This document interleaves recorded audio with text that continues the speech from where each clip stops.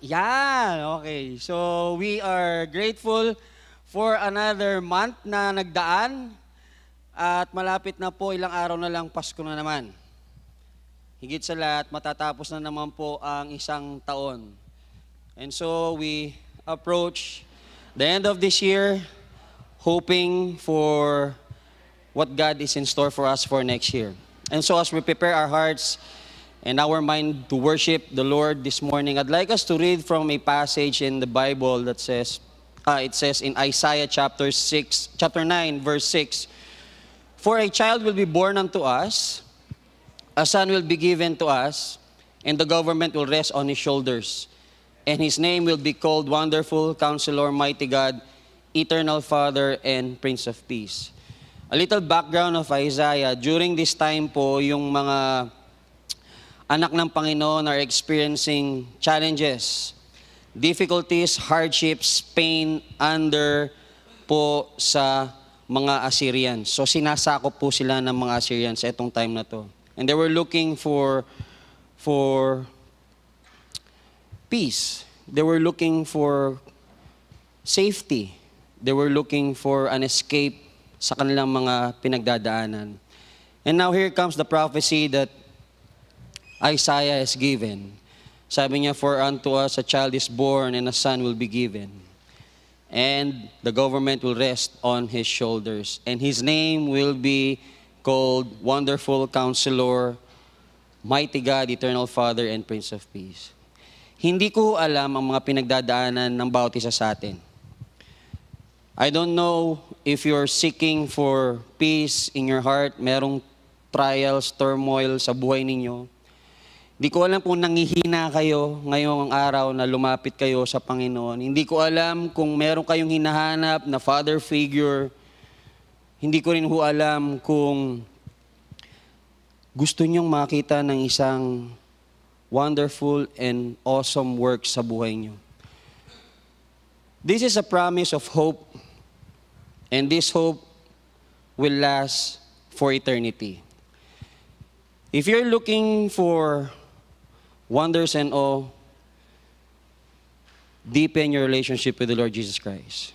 Kung gusto nyo maka-experience ng magandang pagkilos ng Panginoon, yung hindi nyo ina-expect at nakakagulat at kamangha-mangha, si Jesucristo ang sagot.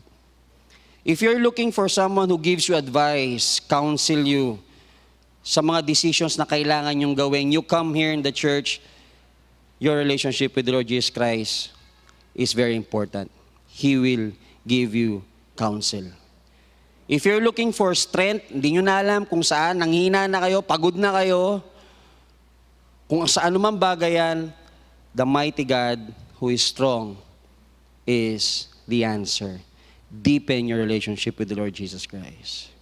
If you're looking for a father figure here on earth, but not just a temporary father, but an eternal father who would always be by your side, your relationship with the Lord Jesus Christ, deepen it. If you're seeking for peace, amidst all of what is happening right now, Jesus Christ is the answer. May we celebrate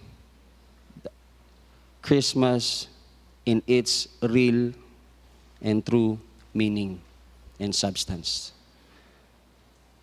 So this morning, I'd like us all to close our eyes, come to the Lord in prayer. Ano man yung kanyang sinisik, may we all find it today in the presence of our Lord Jesus Christ. Let's all close our eyes and pray.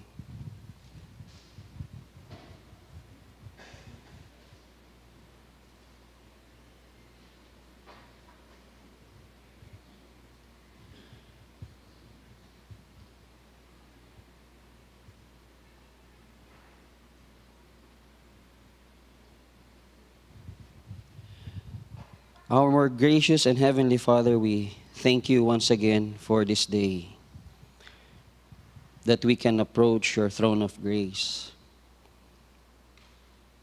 And as we do that, O Lord, we give to you our offerings, our sacrifices.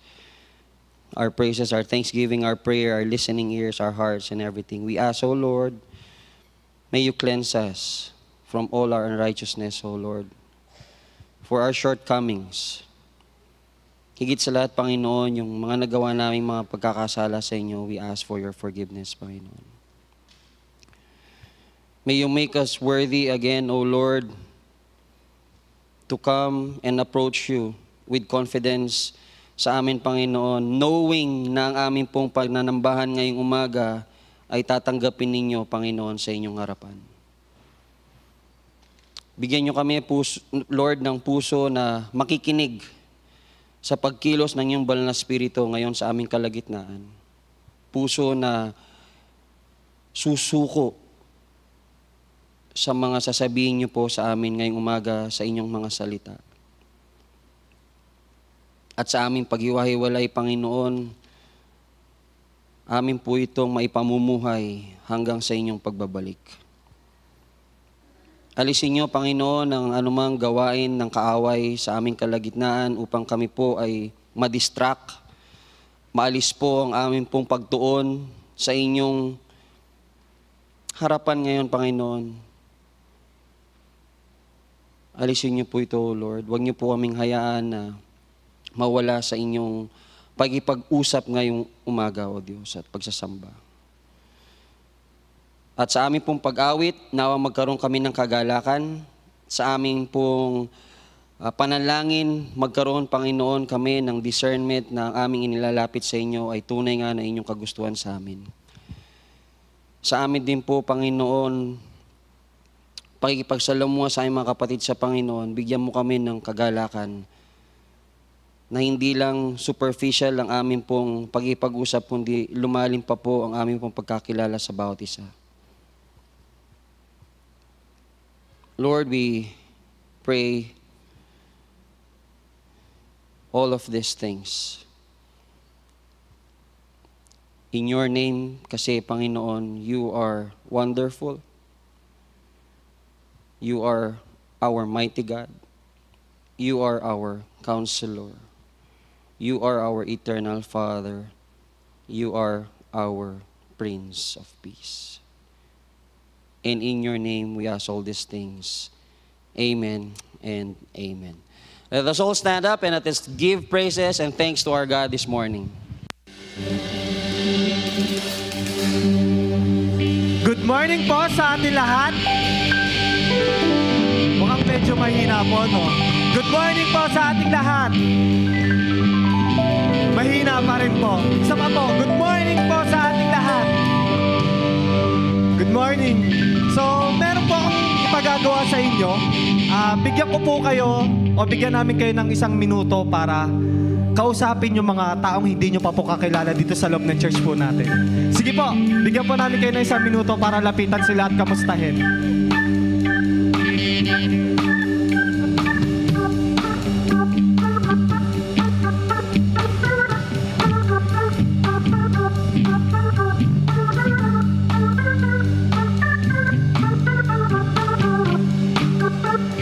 Napakasayang pagmasdan na bawat isa sa atin, na nakikita natin ang bawat isa sa mga kapatiran natin na sama-sama na magpupuri, sama-sama na lalapit sa ating Panginoon para purihan siya. Kaya ngayong umaga po, bigay po natin lahat ng best, lahat ng papuri, lahat ng pagsamba sa ating Panginoon ngayong umagang ito. Let's sing this song.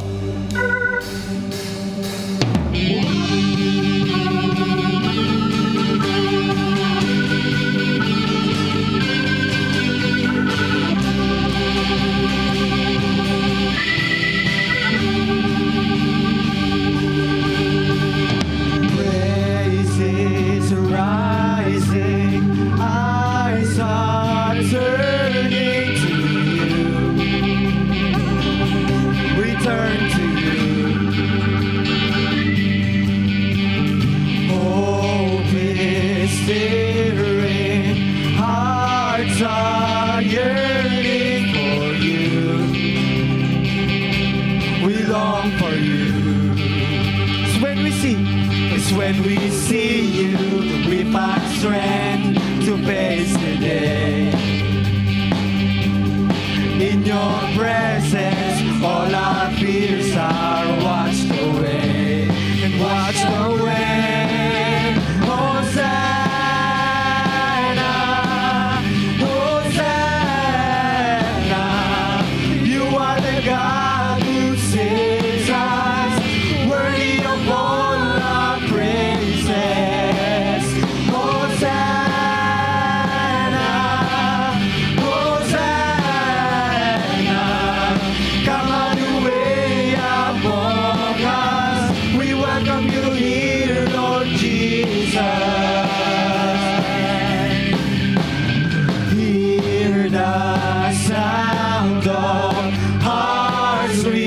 we turn into you. We turn to you. In your kingdom, broken lives are made new. You make us new. 'Cause when we see you, we find strength to face the day. In your presence, all our fears are washed away and washed away. Hosanna, Hosanna. You are the God who saves us, worthy of all our praises. Hosanna, Hosanna. Come on your way among us. We welcome you here, Lord Jesus. Hosanna, Hosanna. You are the God who saves us, worthy of all our praises. Hosanna, Hosanna. Come up your way among us. We welcome you here, Lord Jesus.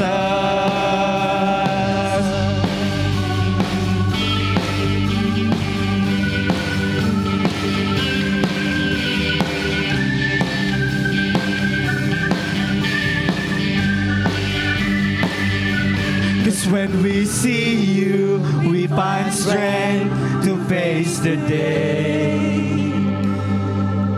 In your presence, all our fears are washed away.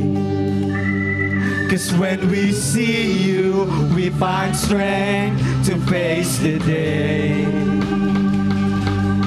In your presence, all our fears are washed away, washed away.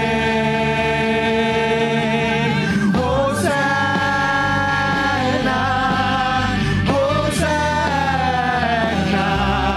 You are the God who saves us, worthy of all our praises. Hosanna, Hosanna. Come up your way among us. We welcome you here, Lord Jesus. Hosanna, Hosanna, Hosanna. You are the God who saves us, and worthy of all our praises. Hosanna, Hosanna. Come up your way among us. We welcome you here, Lord Jesus. Hosanna, Hosanna, Hosanna, Hosanna.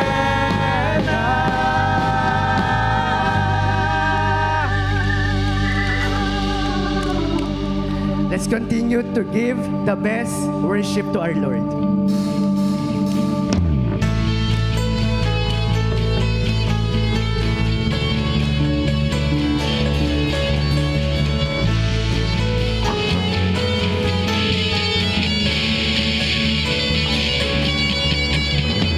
Great is your faithfulness, O God. You wrestle with the sinner's heart. You lead us by still waters and to mercy, and nothing can keep us apart. So remember your people, remember your children, remember your promise, oh God.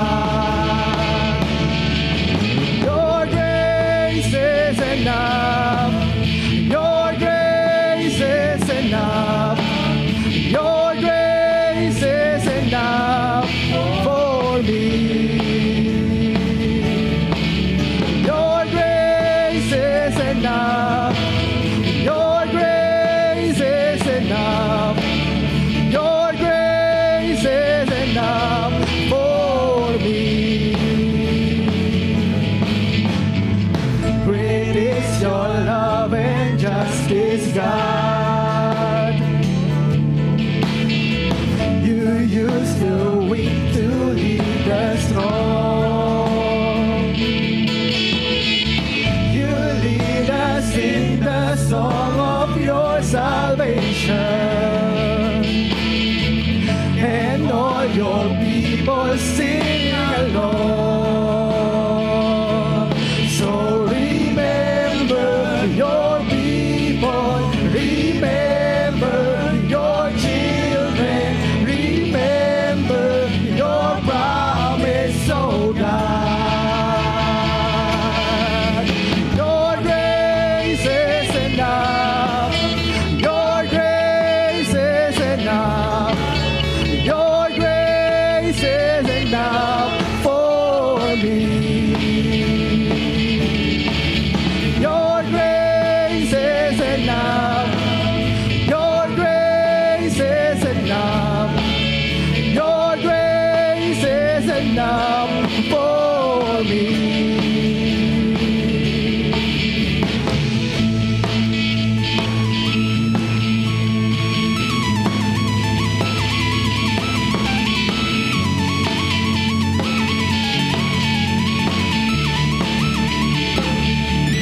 So remember your people, remember your children, remember your promise, oh God.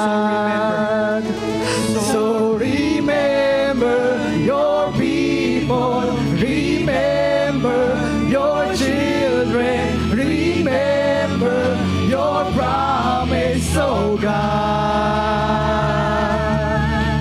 Your grace is enough. Your grace is enough. Your grace is enough for me. Your grace is enough. Heaven reaching down to us. Your grace is enough for me. Oh God, we see you. Your grace is enough. I'm covered in your love.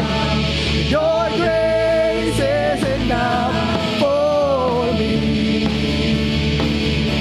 For me.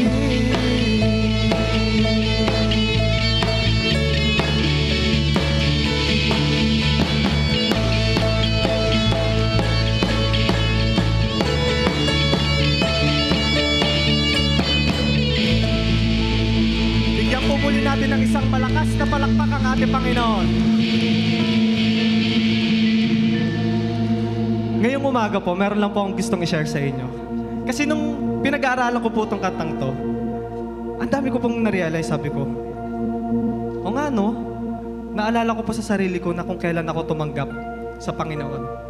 And kung kailan ko siya na-encounter sa buhay ko. 2012, yun po yung una na nag-meet kami ni Lord. Kasi sabi ko sa sarili ko, ang dami ko pong struggles na dumating sa buhay ko. Maraming challenges, personal sa akin. So sabi ko, Lord, di ko na kaya. And alam ko na ikaw lang ang makakatulong sa akin. Kaya sabi ko sa kanya, nung mga tumagal-tagal na na-realize ko na, o nga, no, dyan pala talaga si Lord. Kasi kahit saan tayo magpunta, kahit ano yung sitwasyon mo, ano yung pinagdadaanan mo ngayon, alam niya. Kaya sabi ko, Lord, ayoko na. Ibibigay ko na sa'yo lahat. Kaya simula nun, sinabi ko sa sarili ko, sinabi ko sa Panginoon, I will follow you, Lord. So hindi na ako babalik sa mga nakaraan ko. Gusto ko sa'yo na ako maglilingkod. At doon ko rin napatunayan, doon ko rin na-realize sa buhay ko na andyan pala talaga si Lord. Nasasamahan ka pala talaga niya. Kahit saan ka magpunta, saan man lugar tayo naroroon, kasama natin siya. Dahil yung pag-ibig na pinaranas niya sa atin, hanggang ngayon nananatili siya. Kaya itong awitin po na to, pakinggan natin siya, basahin natin yung lyrics. Sobrang ganda po nito. So, ang dami po nating marirealize, marami tayong maaalala sa mga pinagdaanan natin na napagtagumpayan natin. Kaya, purihan natin ang ating Panginoon sa umaga pong ito.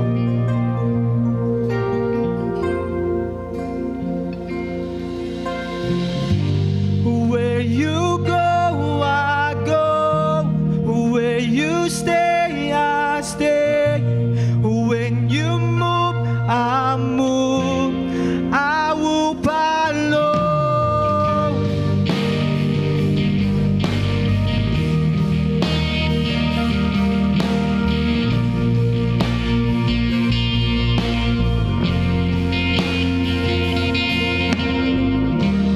All your ways are good, all your ways are sure. I will trust in you alone, higher than my sight, high above my life. I will trust in you alone, in you alone. Where you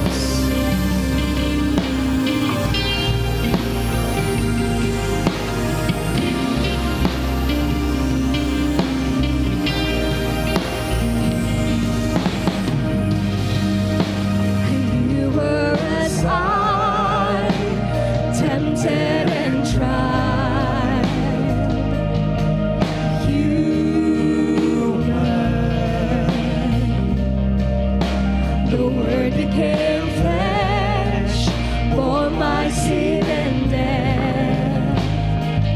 Now you're risen, and everything I once held dear, I count it all as lost.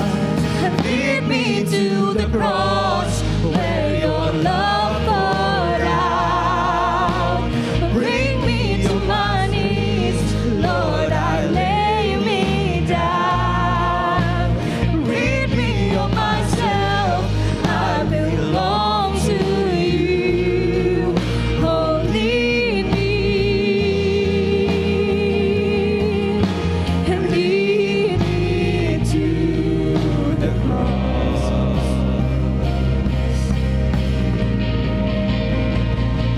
To your heart,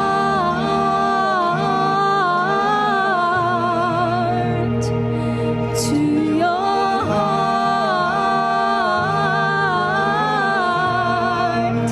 lead me to your heart, lead me to your heart, lead me to the cross where your love poured out.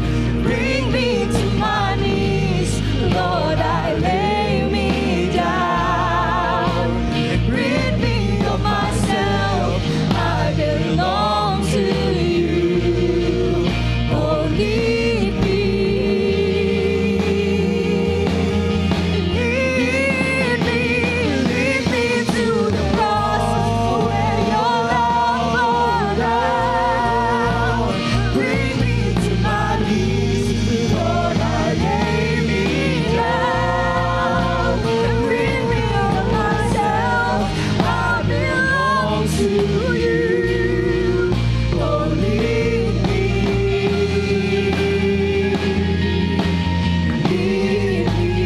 to the cross.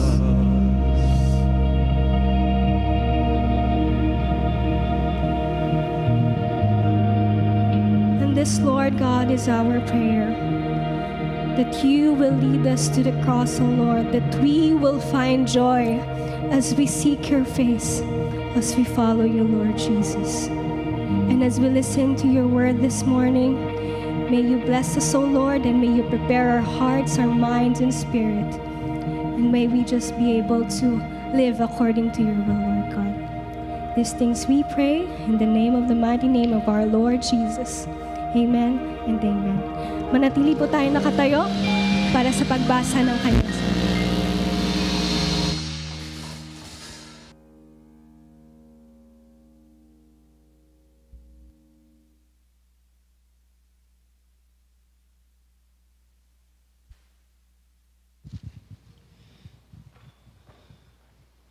Tayo po ngayon magbabasa sa Aklat ng Mateo, Kabanata 7:13 hanggang 23.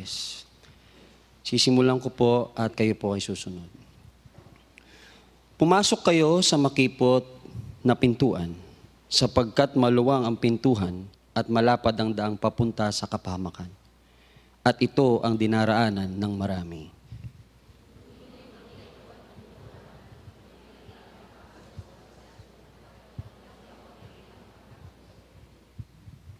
Mag-ingat kayo sa mga huwad na propeta. Lumalapit sila sa inyo na parang tupa, ngunit ang totoo'y mababangis na asong gubat.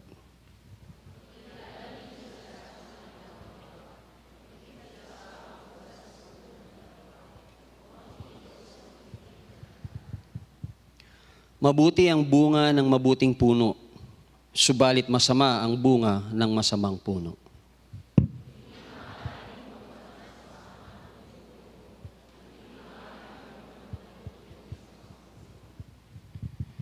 Ang bawat punong hindi mabuti ang bunga ay puputulin at itatapon sa apoy.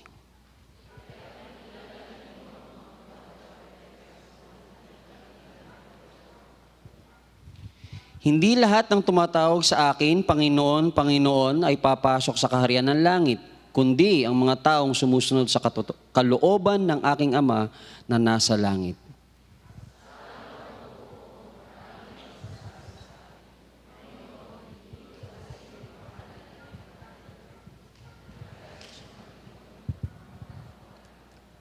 Sabay-sabay po nating basahin. Ngunit sasabihin ko sa kanila, hindi ko kayo kilala. Lumayo kayo sa akin, kayong mga gumagawa ng kasamaan. Ang Diyos ang magpala sa pagbasa ng salita. Tayo na po ay makakaupo.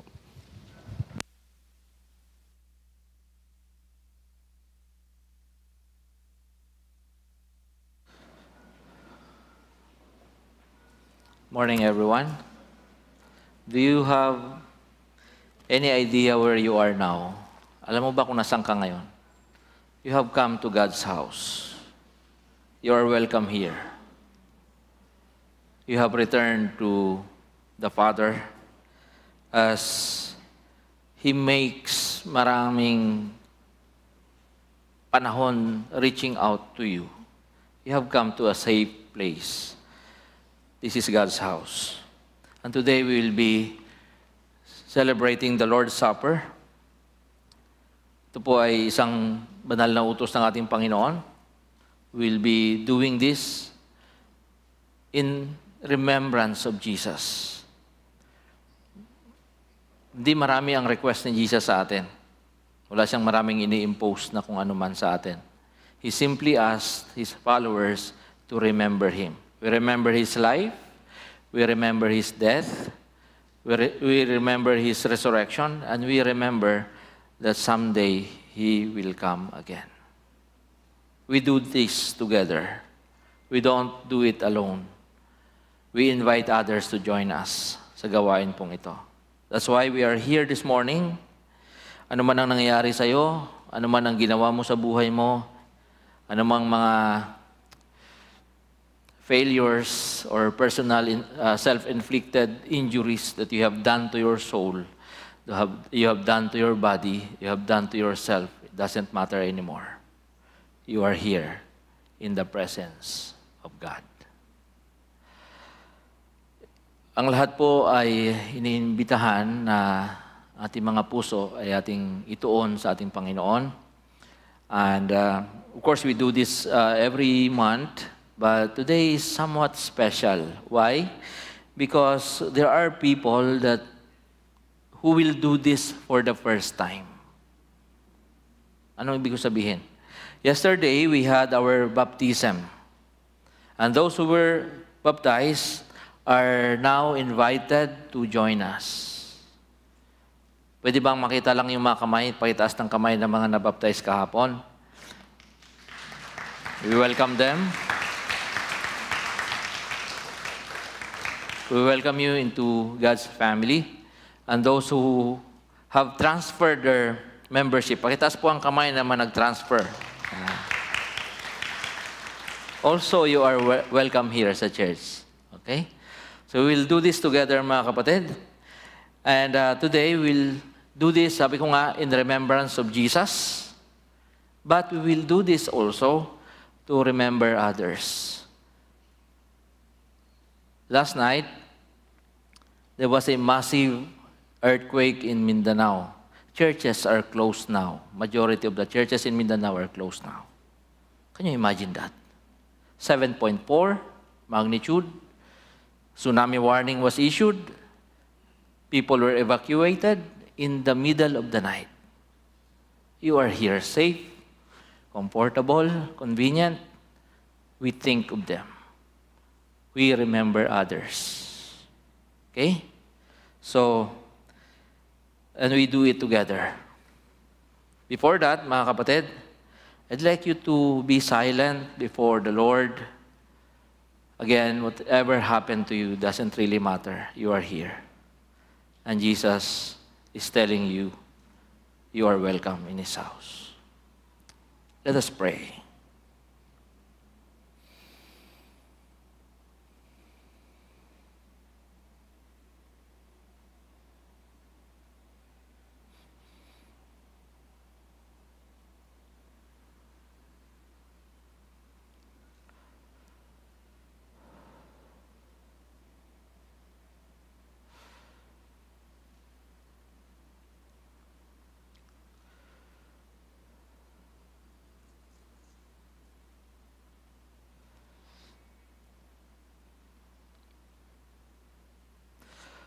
Father, we are not surprised by your anger. We are not surprised by the punishments. We are not surprised, Lord, sa mga reprisals for our sins. But Abba, we are scandalized by your grace. We are scandalized by your forgiveness. We are scandalized by your unconditional acceptance of people who are repeatedly sinning, paulit-ulit, Panginoon, na bumabagsak, nagkakasala at sumusuway. What scandalizes us, Lord, is the scandal of the cross, when God became human and died for us. There is no proper response but to say thank you. Thank you for your love. We are unworthy. Yet you love us. So, Father, we are gathered here, Lord. We will partake of the Lord's Supper. Bless us. Especially, Lord, those who are here for the first time observing itong ginagawang ito, Panginoon. Those who are for the first time, Lord, makakasama namin sa gawaing ito, Panginoon. May the fire and excitement in their hearts will continue, Lord, to glow. Will continue, Lord, to blossom, Panginoon. Anumang mga seeds na mabubuti, Panginoon, ay tinanim po nila sa kanilang mga puso. And they will always remember this day that finally they could participate, Lord, in remembering your death and sacrifices. And as we remember you, Jesus, on the cross, as we remember the empty tomb, as we anticipate for your return, we also carry in our hearts those who are suffering, Lord, because of their faith. Those who are persecuted sa kanilang pananampalataya, Panginoon, that they have to go into hiding, from place to place, Lord. Protect them. Those who have been victims of crimes, those who have been victims, Lord, of mga maltreatments, Panginoon, we remember them. We carry them in our hearts today. Those who are sick, Lord, we carry them in our hearts today. Those who struggle financially, those whose business are not doing well, those who are not doing well also in schools, we carry them in our hearts. Especially those who are victims, Lord, of the earthquake. In Mindanao, Panginoon, we remember their sufferings. Lord, defend them. Lord, comfort them. Help them, Lord. Thank you, and we welcome your presence. In Jesus' name we pray. Amen. Hawakan po natin, mga kapatid, tinapay, simbolo ng katawan ng ating Panginoon. This is what happened. Nung gabing pinagkanulo ang ating Panginoon, kumuha siya ng tinapay, pinagpira-piraso, sinabi niya, this is what will happen to my body. Madudurog ito, mawawasak ito, all because of you. Dahil sa parang ito ay magkakaroon ng kaligtasan. Sa parang ito ay magkakaroon ng kapatawaran. And this is for you. This is a reminder of God's love for you. Hawakan po ninyo, mga kapatid. Sabi ng Panginoon, through Apostle Paul, in the night when Jesus was betrayed, he took bread. And after giving thanks, he broke it and said, this is my body. Ito ang katawan ng ating Panginoon, broken for you. Do this in remembrance of Jesus. Kainin po natin.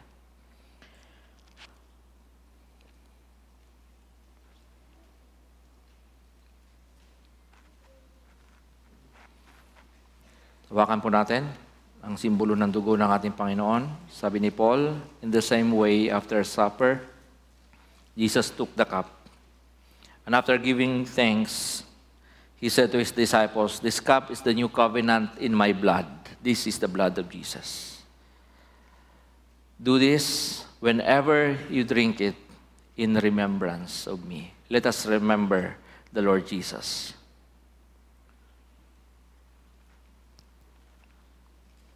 Now, kung nagtataka kayo, why are we doing this? Ito ang sabi ni Paul. Sa tuwing kakain kayo ng tinapay at iinom kayo, pinapahayag ninyo ang kamatayan ng ating Panginoon hanggang sa kanyang muling pagbabalik.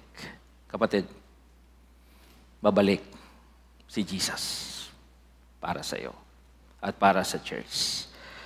Thank you, Lord, for your love. Bless your people now. Amen and amen. Again, let us welcome. It's one of us here, mga kapatid. My name is Pastor Sol. I'll be preaching today. We welcome you to All Generations Church. Those who are online, wherever your location is, welcome to our church. Pagpalain kayo ng Panginoon. May the Lord speak to our hearts this morning. We'll be continuing sa atin pong mahabang series. No? At before our series will continue, let me greet you. Merry Christmas. Pakibati yung inyong mga katabi. Mga kapatid, ngayon po ay first Sunday ng December, the last month of every year, and we celebrate Christmas. Alam naman po natin yon. Napakahalaga sa atin. Alright. So, let us proceed now to our teaching. The title is this, Bakit nga ba kakaunti? I'm talking about Christians. Why are we still few sa ating pong panahon? In spite na napakaganda naman ng inaalay sa atin ng ating Panginoong Jesus. I'll show you a restaurant. This is my favorite restaurant in Portland, Oregon. Oh, by the way, wala pa pala akong visa, so I can't go there. But this is a beautiful restaurant, not because of the dish or menu, but because of the story behind. Ayan, the title is Katcha. Okay? It's a Ukrainian Yiddish word. Si Rakhil Altshuler, medyo mahirap i-pronounce yung kanyang pangalan. She layered on all her warmest clothes. Pinagpatong-patong niya yung kanyang mga tuyong damit. Bundled up her 3-month-old baby. Very vulnerable. Kissed her parents goodbye. At dumaan siya sa ilalim ng barbed wire fence one October day of 1941. A day later, kinabukasan, lahat ng mga Hudyo, 961, lahat ay pinatay ng mga Nazis. Ibig sabihin nakatakas siya. Pag-alagala sa forest and begging for food, habang nakikipag-battle sa harsh weather, of course winter na mga panahon na yan, fortunately, her baby died and she buried him there in the forest. Ang kaya niya lang salitain ay Yiddish and Russian and very little Belarusian. It happened in Europe, by the way. She was in Belarus. Now, if you would look at the map, Belarus in the north, down south is Ukraine. Kailangan niyang tumawid sa Ukraine kasi nung panahon na sinasakop ng Germany itong mga bansang ito at pinagpapatay yung mga Hudyo, Ukraine was safe. So kailangan niya makatawid ng border. Upon arriving at the Ukrainian border, the guards asked her to say the word Katcha. Kasi nire-rehearse niya sa kanyang mind na siya ay married at ang asawa niya nandun sa Ukraine, ang pamilya ng asawa niya sa Ukraine, kailangan niyang umuwi sa Ukraine. But the guards prevented her at first. At para malaman kung siya talaga Ukrainian, she had to say the word Katcha, which means pato or duck. Kasi yung mga nasa border na yon, yung sa kabilang side ng border, they cannot pronounce it. At hindi nila alam yung salitang katsa. So nag-isip siya, nag-pray siya.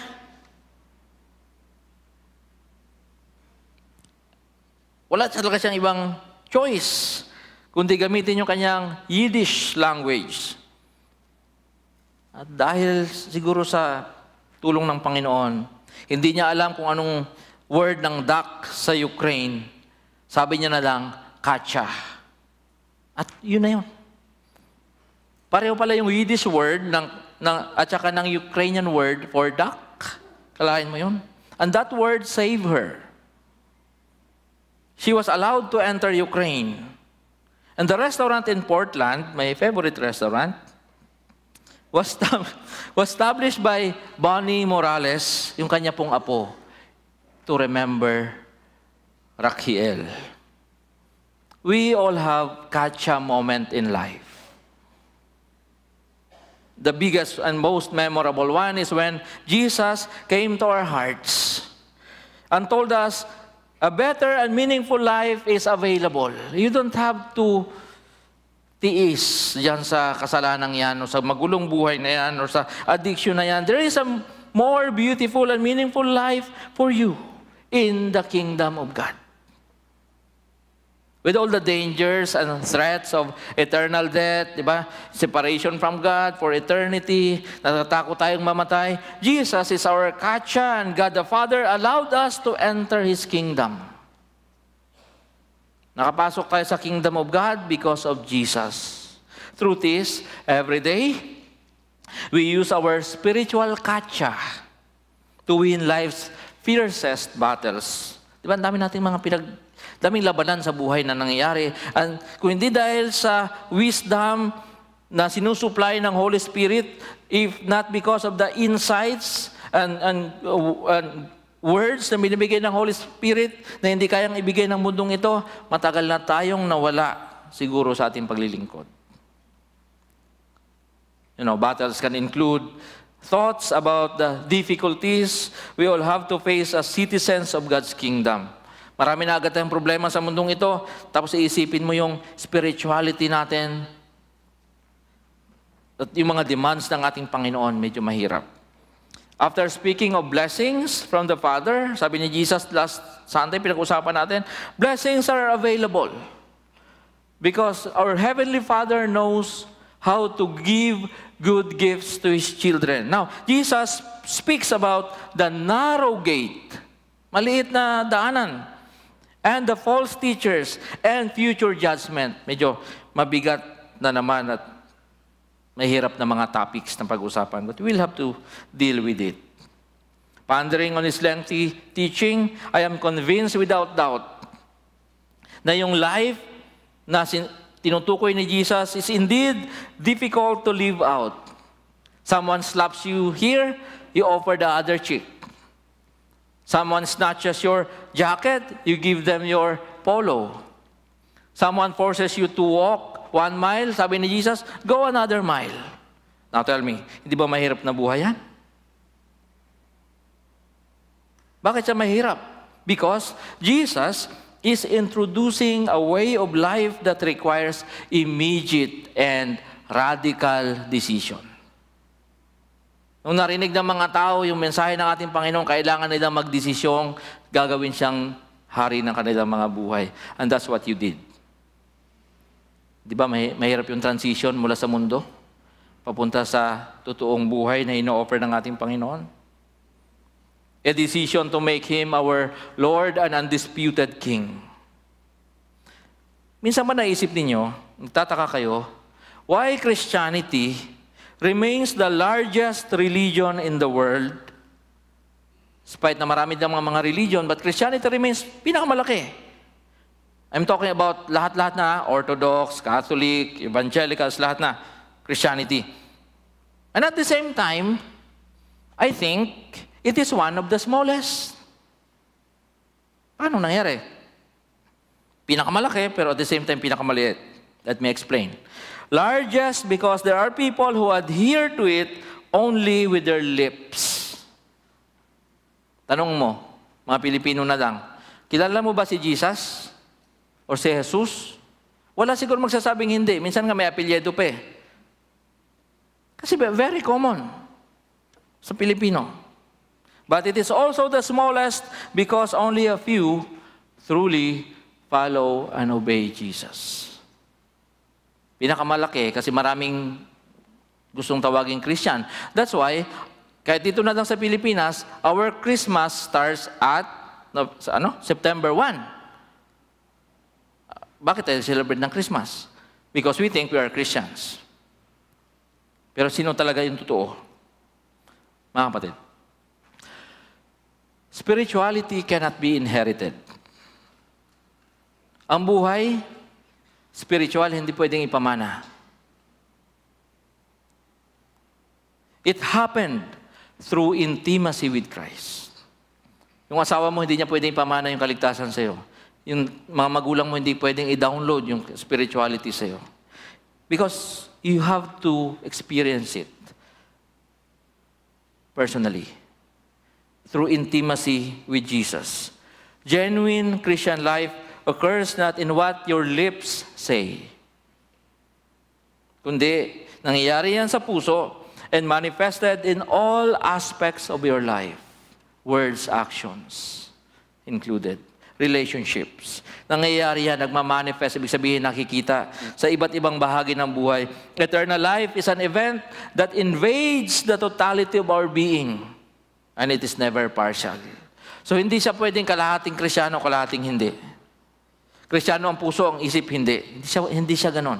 Christianity invades everything sa atin. Question is it your life right now? If yes, kung yan ang buhay mo ngayon, continue with it. Just a simple advice to you. Continue with it. Patuloy ka dyan. Strengthen it. If you need to start all over again, so be it. Pick up the pieces of your life, yung mga nagkalat na bahagi ng buhay mo kasi nagkalat ka, it's okay. Let's do it again. Kung hindi pa, maybe you are here, hearing another chance for you to make a decision. At isang desisyon na hindi mo pagsisisihan habang buhay. To belong to Christ. Let's talk about why. In spite of its truthfulness and promises, yung Christianity remains unattractive sa mga tao. Yung church remains parang wala pa ring appeal sa mga tao. Bakit kaya? Tatlong bagay. Number one, because of the narrow gate of life. And the wide gate of destruction. Ang buhay patungo sa ang daan patungo sa buhay na walang hanggan, sabi ni Jesus, masikip, masalimuot. Pero ang saya-saya ng papunta sa kapahamakan. Number two, because of the long wait to see the good fruit. Tagal bago ka makakita ng totoong bunga. Ang iba hindi na makapag-antay.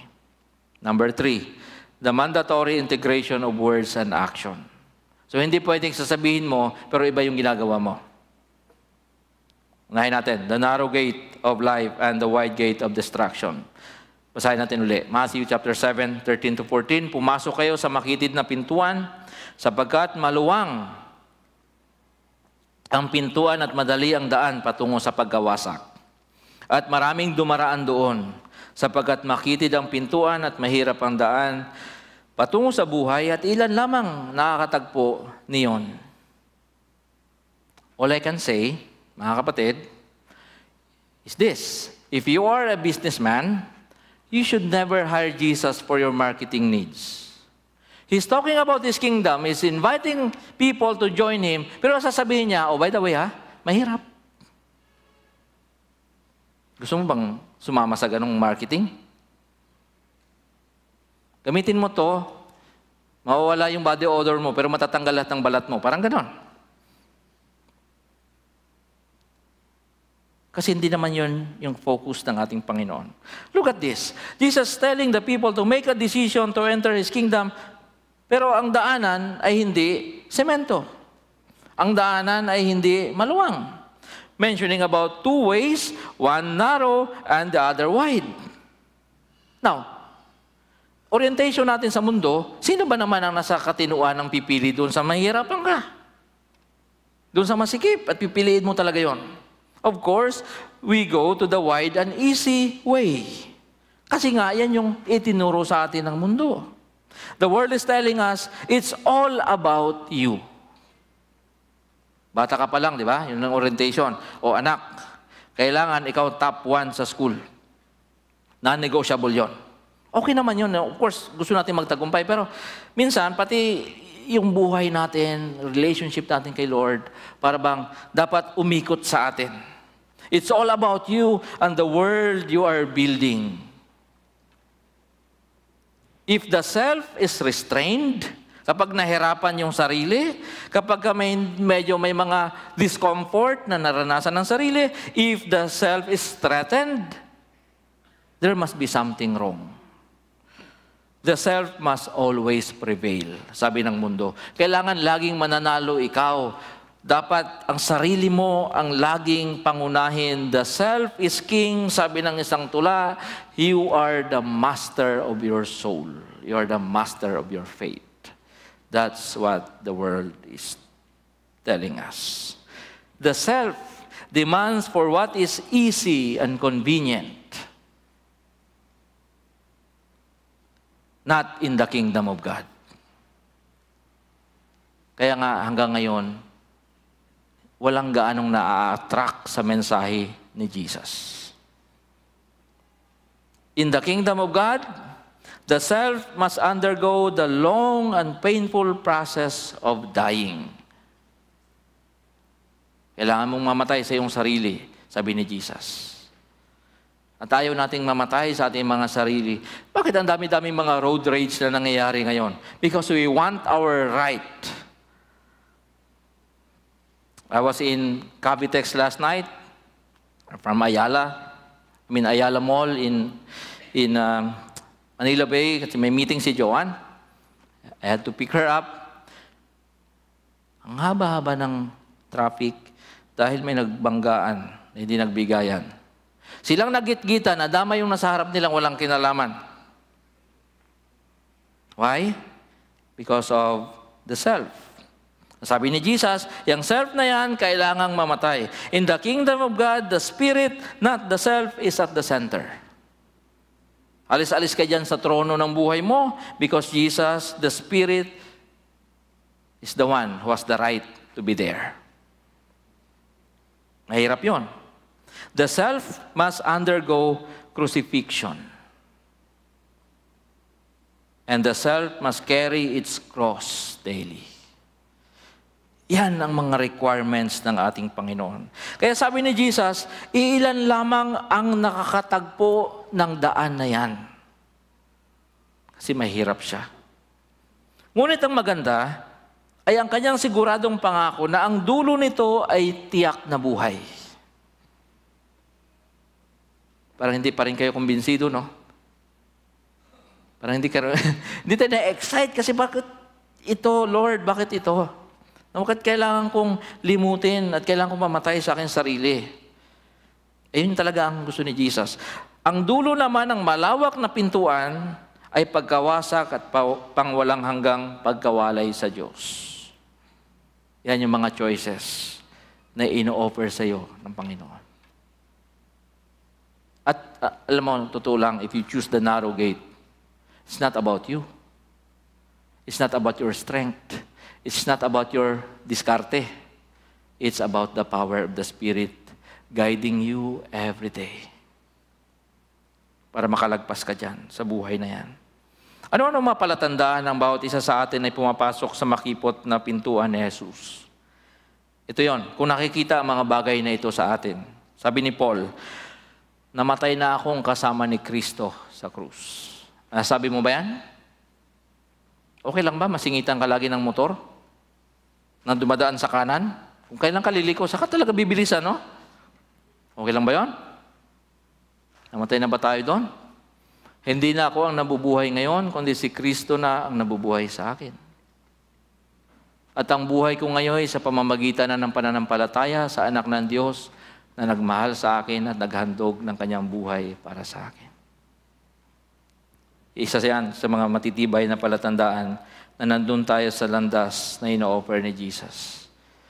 Makipot, yun yung political rally or slogan ni Jesus. No? Makipot na daan. Who would choose that? Kaya nga nanalo si Pinoy kasi matuwid na daan, di ba? And people likes that. Makipot na daan ni Jesus. Mahirap. Matthew chapter 10, 37 to 39, ang umiibig sa kanyang ama o ina ng higit sa akin ay hindi karapat-dapat sa akin. Ang umiibig sa kanyang anak ng higit sa akin ay hindi karapat-dapat sa akin. Ang hindi nagpapasa ng kanyang krus at hindi sumusunod sa akin ay hindi karapat-dapat sa akin. Ang nagsisikap magligtas ng kanyang buhay ay mawawala nito. Ngunit ang mawala ng kanyang buhay alang-alang sa akin ay magkakamit nito. Baliktad na baliktad sa sinasabi ng mundo. Bakit ba kailangan itong i-demand ni Jesus? Bakit ba ito yung requirement ng ating Panginoon? Kasi gusto ni Jesus, lumakad tayo kung paano siya lumakad at daanan natin yung kanyang dinaanan sa buhay na to. And Jesus chose the narrow gate para sa kanyang sarili and He is choosing it for you. For example, let's talk about Him becoming human at pinanganak. What happened there? Makita natin yung obscurity of the incarnation. When Jesus became human, saan siya pinanganak? Ba't hindi sa palasyo? Bakit hindi sa magandang lugar? Bakit niya pinili doon sa pinakamahirap? Katabi niya mga kambing, katabi niya mga tupa at mga baka, buti walang cobra doon. Kasi He was born doon sa manger. Naisip niyo ba yun? Na ito talaga yung landas ng Panginoon, iba talaga siya sa mundo. Now, the simplicity of His life and ministry. Sabi ni Jesus, yung anak ng tao, talking about Himself, walang mahihigaan, walang unan. Buti pa yung mga asong gubat may lungga. Sabi niya, nung papasok siya ng Jerusalem, he had to borrow a donkey. No? Sa atin ngayon, nakahiram pa ng e-bike, motor si Jesus. Parang ganon. Nung maglo-Lord Supper siya, yung ginawa natin kanina, nanghiram pa ng bahay, ng kwarto, para mag-ipon sila ng kanyang mga disciples. Tumasaklap, nung namatay siya, hiniram pa rin pati yung kanyang libingan. Ito yung buhay ng ating Panginoon. I don't know, I cannot understand bakit ito ang tinuturo niya sa atin.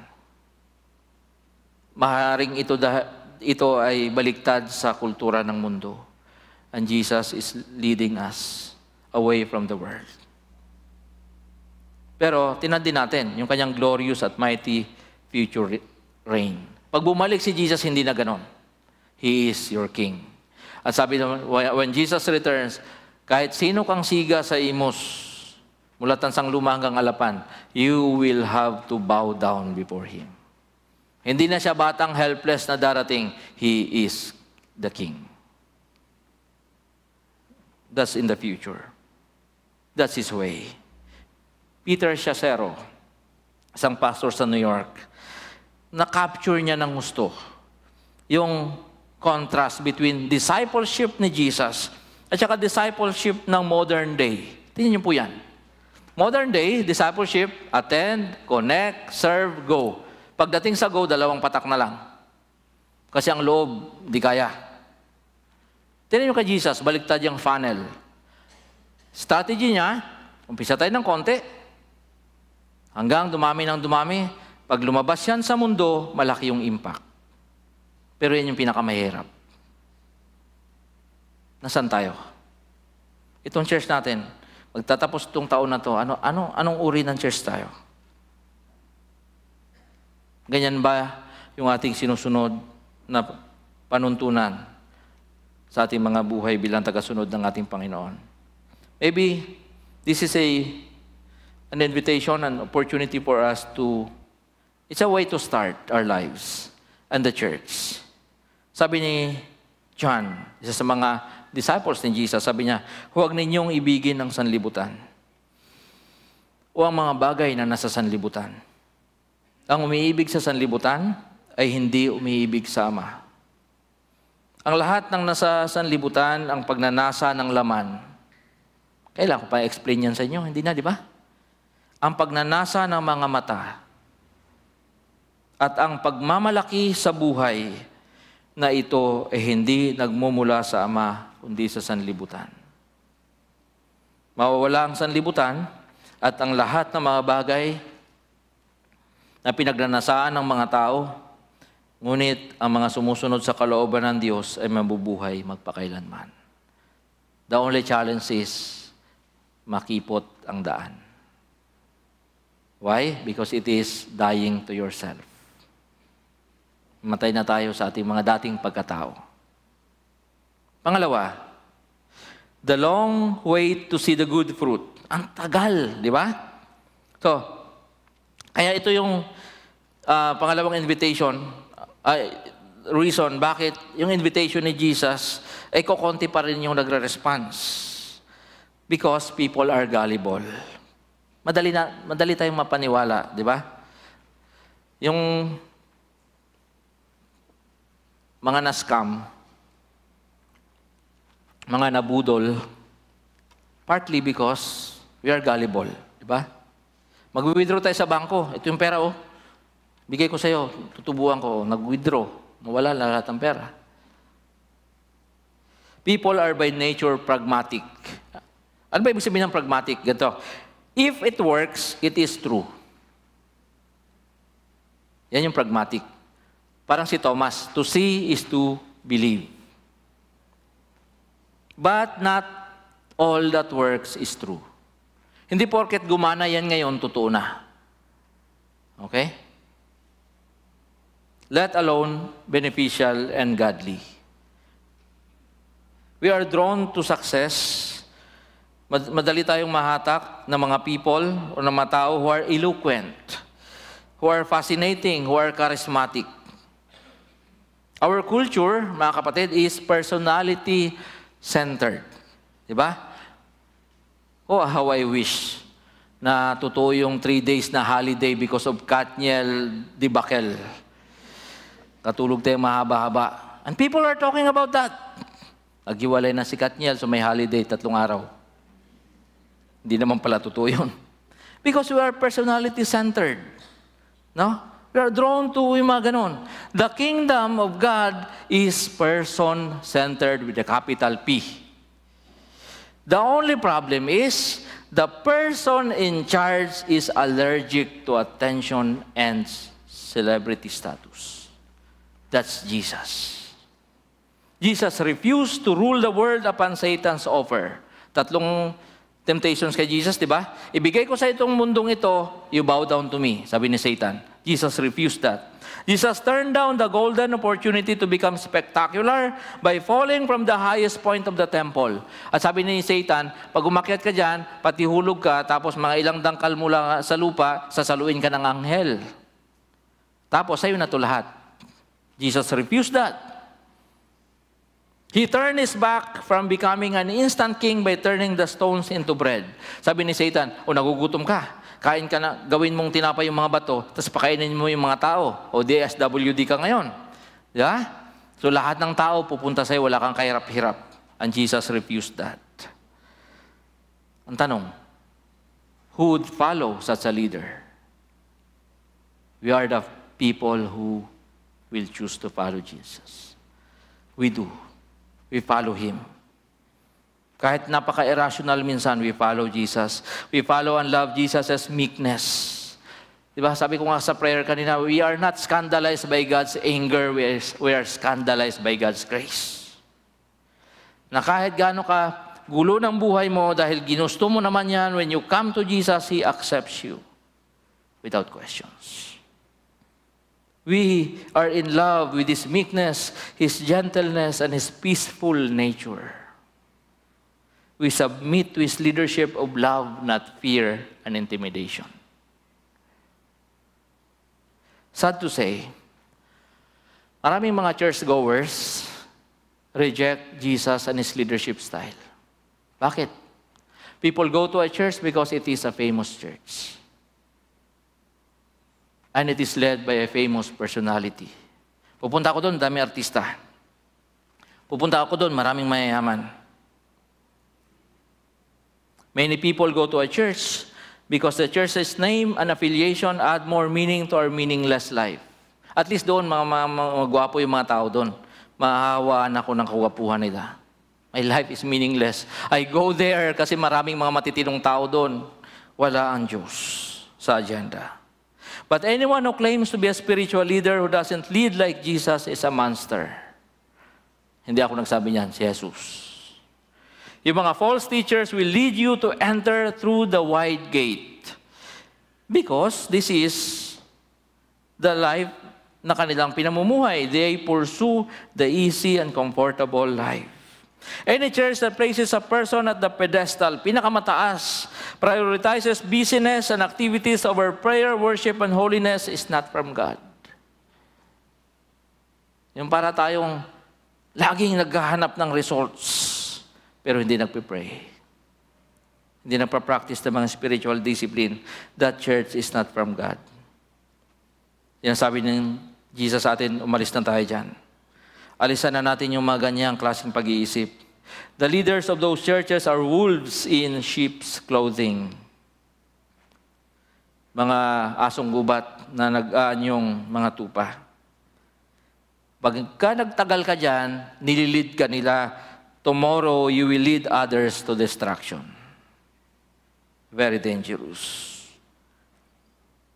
In the kingdom of God, isa lang naman ang kaisipan, we are all unworthy servants. We don't compete. Everyone is welcome to serve. Walang papagalingan. We are not the boss in the kingdom of God.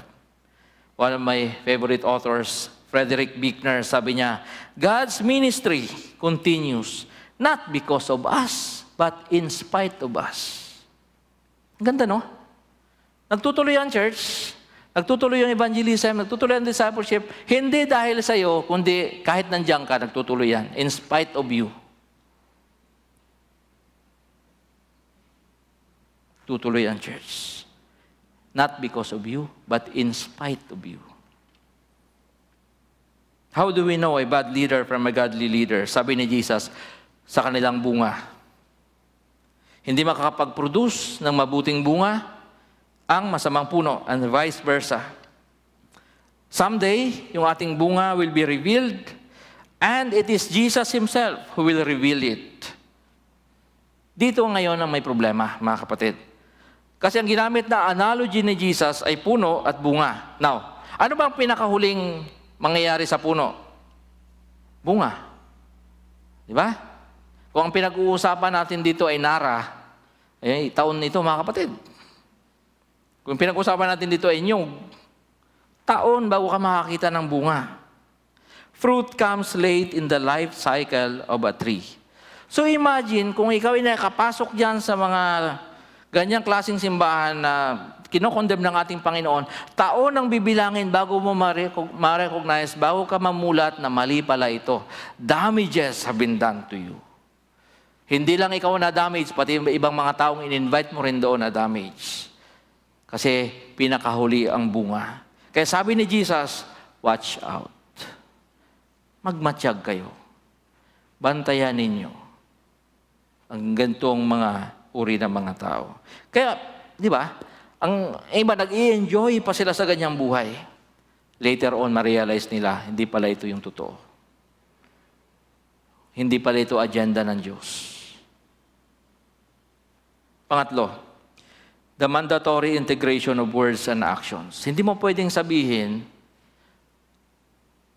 na Kristiyano ka pero hindi nakikita sa iyong buhay. Yun ang ibig sabihin nun. Kaya mahirap siya. Ito yung pangatlong reason bakit kokonti pa rin ang sumusunod sa ating Panginoon.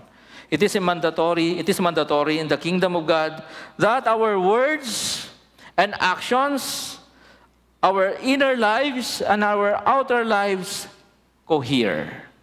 Ibig sabihin, hindi sabog, buo. This is what makes all the difference. Sabi ni Jesus, at ito talagang pag-isipan ninyo mabuti mga kapatid. Hindi lahat ng tumatawag sa akin, Panginoon, Panginoon, ay papasok sa kaharian ng langit. kundi ang mga taong sumusunod sa kalooban ng aking Ama na nasa langit. Sa araw ng paghuhukom, marami ang magsasabi sa akin, Panginoon, hindi po ba't sa iyong pangalan ay nangaral kami? Nagpalayas ng mga demonyo at gumawa ng mga himala. See these people? Masasabi nyo bang wala silang pakinabang? Mayroon. Pati walang paniwala sila. Ngunit sasabihin ko sa kanila, ito pinakamasaklap, hindi ko kayo kilala. Lumayo kayo sa akin, kayong mga gumagawa ng kasamaan. Napakalungkot nito. Isipin nga ninyo, someday, maririnig mo itong mga salitang ito. Kaya ka nandito ngayon para muling suriin ng iyong buhay. Kapatid, ministry productivity and success can never be a measure of God's approval. You cannot use that as God's approval. Being and doing, kung sino ka at yung iyong ginagawa, must be properly integrated and manifested. Sabi ko nga, hindi pwedeng sasabihin mong Kristiyano yung puso mo pero yung isip mo hindi. Hindi pwedeng sasabihin mong isip mo Kristiyano pero ang kamay mo hindi. Di ba? O yung mga ginagawa mo ay hindi nakikita yung sinasabi mo. Kapag binusisi ka ni Jesus, loob at labas, dapat isa lang makikita niya. At higit sa lahat, kilala ka niya. Hindi ka niya itataboy. Hindi niya sasabihin, hindi kita kilala. I don't know you. Lord, member ako ng all dyan. So what? Di ba? Lord, itong ganitong ministry ang handle ko noon. Wala akong pakialam. Minsan pa naman, suplado si Jesus, no? Pinag-usapan natin ng nakaraan, sabi ni Jesus, kung kayo ba masasama marunong kayo magbigay ng gifts. Ano naman yun, masasama talaga. Minsan ganun si Jesus. So paghandaan natin to. Lord, nag-church ako 3 beses sa taon sa all dyan. Wala akong pakialam, sasabihin ni Jesus. Di kita kilala. Umalis-alis ka sa harapan ko. Someday. Huwag nawang mangyari ito sa iyo sa araw ng paghuhukom. Doon hindi na kita matutulungan. Doon wala na talagang say ang church. It is you and Jesus. Huwag nawang mangyari ito sa all gen. Suriin natin ang totoong sitwasyon ng ating mga spiritual na buhay ngayon. Baka paniwalang-paniwala tayo that we belong to Jesus, hindi pala. One day, nagkasundo kami ni Pastor Ding na mag-ikot sa mga bahay ng mga members. So, sabi niya, Pastor, bukas ng umaga, maaga tayo. Unahin natin puntahan si Ate Aning, Nanay Aning. Siguro this happened mga April this year or May. So sabi niya, I'll bring breakfast. Doon na tayo kumain. 7:00 ang aming usapan. Sakto 7:00, nandun ako. 0700. Nandun ako. Parada ako doon. 7:03 in my clock. Wala pa si Pastor Ding. Kinakabahan ako. 7:05, wala pa rin si Pastor Ding. Nag-worry na ako. Why? Because Pastor Ding, for your information, is never late. Okay?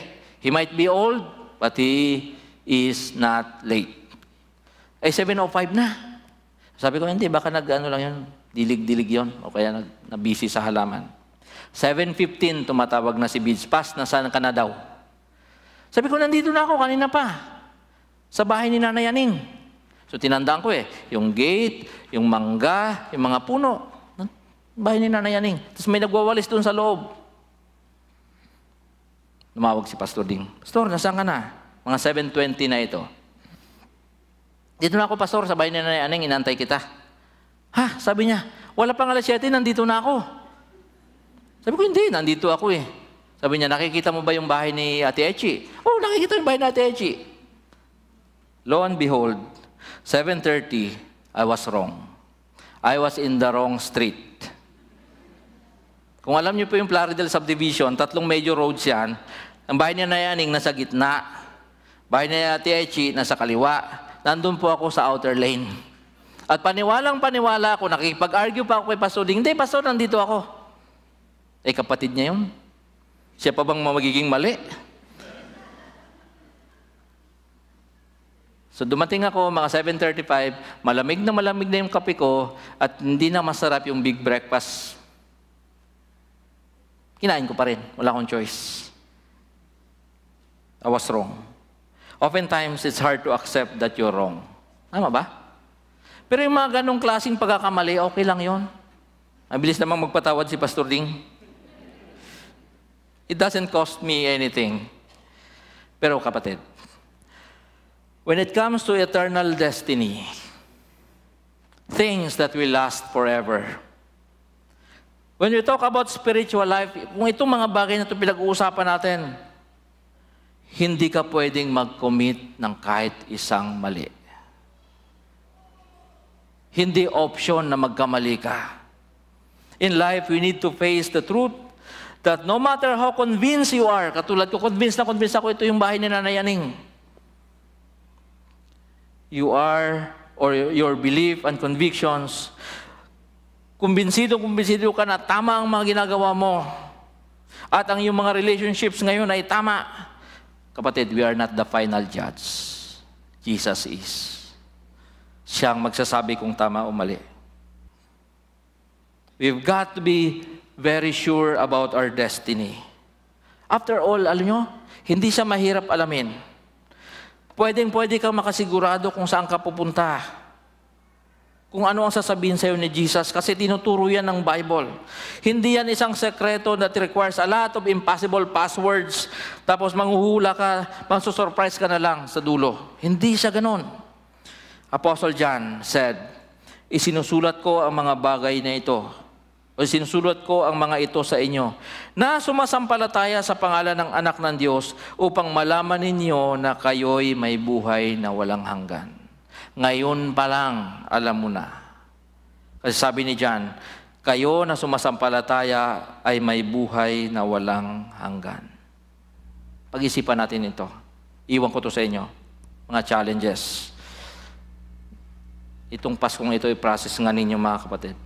Huwag nyo nang paabutin ng 2024 na hindi ninyo ito nasisigurado sa buhay nyo. Number 1, sabi ni Solomon, may daang matuwid sa tingin ng tao, ngunit kamatayan ang dulo nito. Pag-isipan mo to ha. Huwag kang matutulog hanggang hindi mo nare-resolve ito. Pangalawa, sapagkat maluwag ang pintuan at malapad ang daang papunta sa kapahamakan. At ito ang dinaraanan ng marami. Sa Kingdom of God, hindi pwede ang the more, the merrier. Okay? Hindi pwede ang vox populi, vox dei. Kung sino marami, siyang nananalo, hindi pwede. Ang majority wins kay Jesus. Kasi sabi niya, marami ang dumadaan dyan sa kapahamakan. Pangatlo, sabi ni Jesus, ang bawat punong hindi mabuti ang bunga, ayan o, puputulin at itatapon sa apoy. Ang balita ko, lahat ng bumbero sa impyerno walang tubig. Kaya pag-isipan mo mabuti ito. Tatapon sa apoy. Pangapat, ngunit sasabihin ko sa kanila, hindi ko kayo kilala, lumayo kayo sa akin kayong mga gumagawa ng kasamaan. Alam mo, warning ito ni Jesus. Pero ang invitation niya, you are welcome in the house of God. You are welcome in the presence of God. Your Father is very much happy that you are here. At sino mang lumalapit sa Kanya, sabi ni Jesus, ay hindi niya itataboy. Jesus is your katsa. You will be allowed to enter because of Jesus. Merry Christmas, mga kapatid. Tayo po tayong lahat. Let us respond to this message with this song.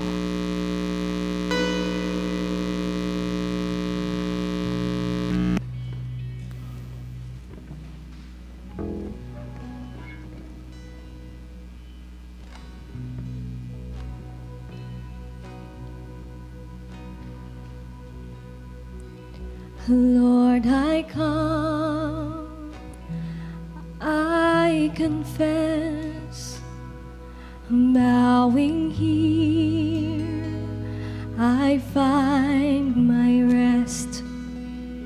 Without you, I fall apart.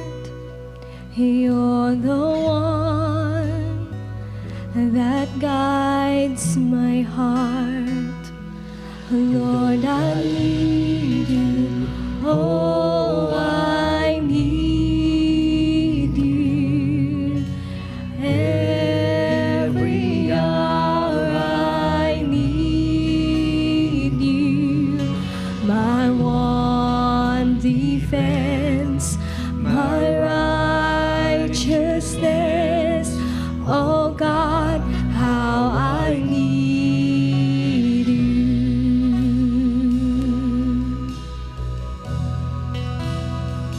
Where sin runs deep, your grace is more.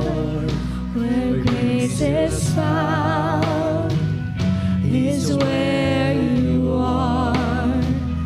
And where you are, Lord, I am free. Holiness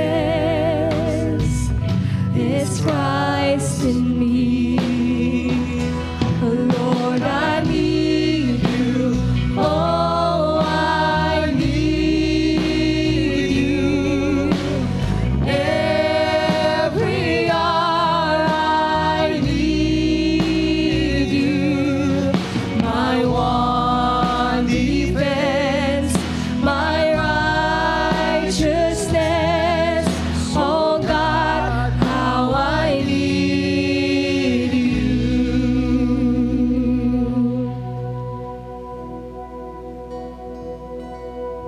So teach my song to rise to you. When temptation comes my way, and when I cannot stand, I'll fall on you. And Jesus, you're my hope and stay. And when I cannot stand, I'll fall on you. And Jesus, you're my hope and stay.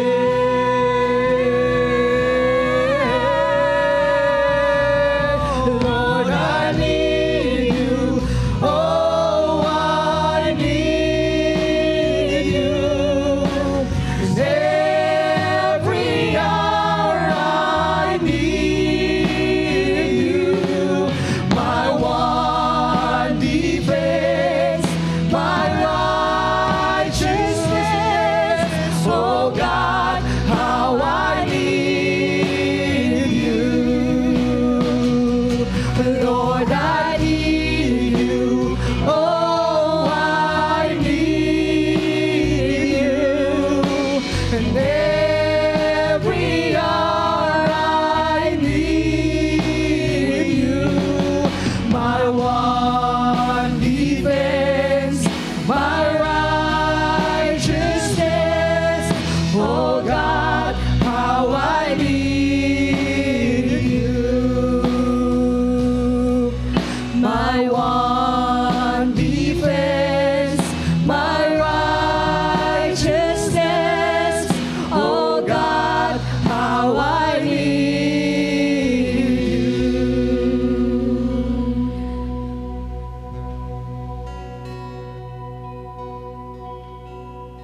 Before we go home, I'd like to remind you, we do it annually. Para lang hindi nyo makalimutan, next Sunday is yung tinatawag nating everybody's birthday. Bring extra amount of money. No? This is the moment na nagbibigay tayo extra, no? From our generous hearts. You know, generosity is one of the values of the church. Nagko-collect tayo nito dahil yung mga needy members natin, we just want to make sure na sasalubungin nila yung bagong taon na mayroon man lang silang handa. Okay? So if you have extra financial blessings, be generous. And of course, part of this also will be sent to Bicol. So dalawa na yung ating church doon. Nag-umpisa yung isa sa Sorsogon. So we'll have to bless yung mga manggagawa doon ng Panginoon. Let's come to the Lord in prayer. Father, we are in your house. There is no place on earth, Lord, na safe, kundi yung inyong tahanan kasi nandito kayo. There is no peace sa ibang bahagi, Panginoon, ng mundo. There's only fear. But here, we can enjoy a moment na makikita namin, Panginoon, na inalagaan kami ng Diyos na makapangyarihan. We forget our problems. We forget our pain, our sorrows. Here we are feasting with joy in our hearts. We are feasting on the truth na ang Diyos ay masaya. Ang kanyang mga anak ay nagtitipon at sumasamba. Dismiss us, Lord, with your love, with your guidance, with your protection, with strength to face another week sa aming mga buhay. Assure us of your presence. Assure us of your blessings also. We ask, Lord, that you will bless us. We ask, Lord, that your favor will be poured out on your children. May the Lord bless you, my dear brothers and sisters, and may He keep you. May the good Lord make His face to shine on you and be gracious to you. And may He lift up His countenance on you and give you peace. Amen and amen. Good morning, everyone. Let's go home with joy from our hearts. I'll see you again next Sunday. Purihin ang ating Panginoon ngayong umaga pong ito.